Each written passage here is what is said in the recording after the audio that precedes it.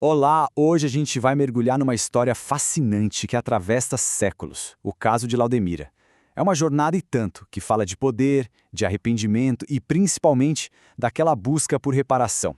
É uma daquelas histórias que fazem a gente pensar muito sobre o que é justiça e o que é perdão. Fica a pergunta, né? Como é que se reparam os erros de uma vida inteira? Essa é uma questão que, nossa, assombra a filosofia e a religião há milênios. E a história da Laudemira nos dá uma perspectiva bem interessante sobre isso, quase como um estudo de caso mesmo, sobre responsabilidade e a chance de ter um novo começo. Então, vamos começar pelo começo. Uma vida de poder e de queda. A nossa história se passa lá no século XV, um período de muita opulência, na corte da rainha Joana II de Nápoles. É nesse cenário que a gente encontra Laudemira, uma nobre com um poder e uma influência enormes. A vida da Laudemira foi marcada por uma série de escolhas, bem, devastadoras. Ela era totalmente consumida pela vaidade, a ponto de chegar ao extremo de planejar a morte do próprio marido. E não parou por aí. Ela usou a influência que tinha para arruinar vidas, destruir lares e, basicamente, desperdiçou todas as chances que teve de usar o seu poder para o bem. Mas a história dela não acaba com a morte. Pelo contrário, foi aí que começou o verdadeiro confronto com as próprias ações. Vamos explorar agora o que vem depois, a longa sombra das consequências, o preço que ela começou a pagar por essa vida de excessos. Pensem nesse número, mais de 100 anos. Não foi uma punição rápida, não. Por mais de um século, Laudemira ficou presa num estado de sofrimento contínuo, uma consequência direta e bem prolongada das escolhas que ela fez. Isso já nos dá uma ideia da profundidade da queda dela. E aqui tem um ponto fundamental. A citação descreve um inferno que não é um castigo vindo de fora, de uma força divina. Era, na verdade, o resultado direto das ações dela. Ela estava sendo assediada pelas consciências daqueles que ela prejudicou. As vítimas dela se tornaram seus próprios algozes. Mas a história não termina nesse sofrimento todo. Depois de mais de um século, acontece uma intervenção. Com a ajuda de amigos espirituais, surge uma virada, a chance de recomeçar através da reencarnação. Um caminho para finalmente pagar as dívidas. Isso nos leva a uma pergunta bem lógica, né?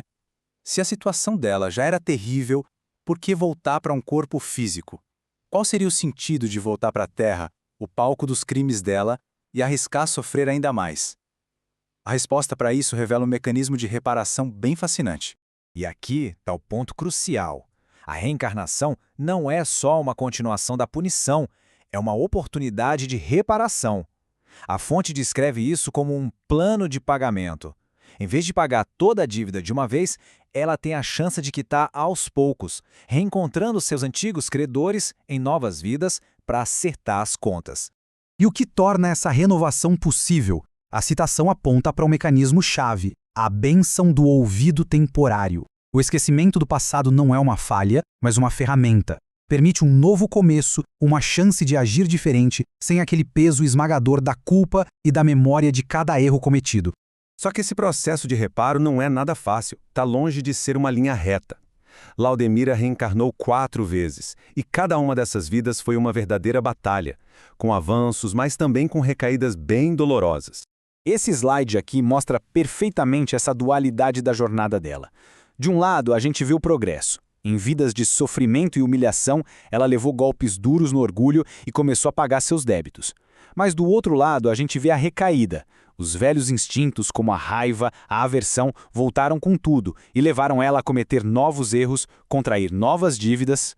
E aqui tem um exemplo chocante de uma dessas recaídas. Em uma das vidas, trabalhando como babá, o ressentimento pela patroa, que por acaso era uma das vítimas do passado dela, a consumiu.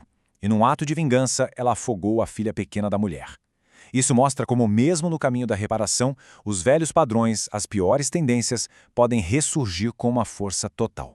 Então, a gente começa a ver um ciclo bem claro se formando. Primeiro, a reencarnação, onde ela voltava com ajuda. Depois, o confronto, quando ela se reaproximava de seus credores. Aí vinha a luta interior contra o próprio orgulho e as aversões. E por fim, o retorno ao plano espiritual para uma reavaliação. Um processo longo, repetitivo e, sem dúvida, muito doloroso. A história toda da Laudemira nos leva a uma conclusão filosófica bem profunda. Vamos agora para a nossa última parte.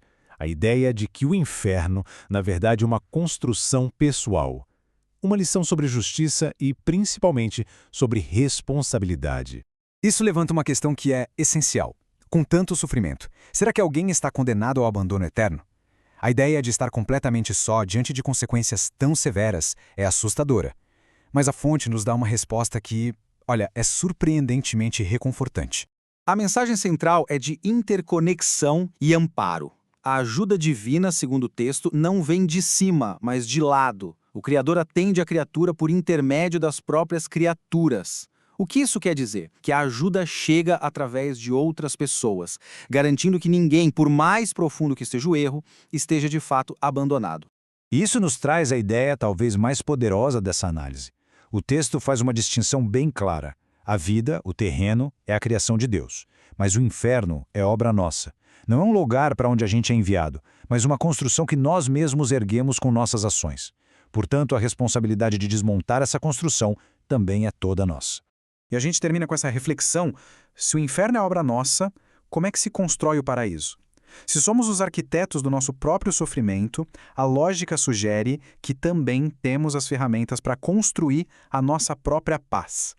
A jornada da Laudemira, na sua essência, é sobre isso: a demolição dolorosa de uma obra ruim e o início, bem lento, da construção de algo novo. Valeu pela companhia.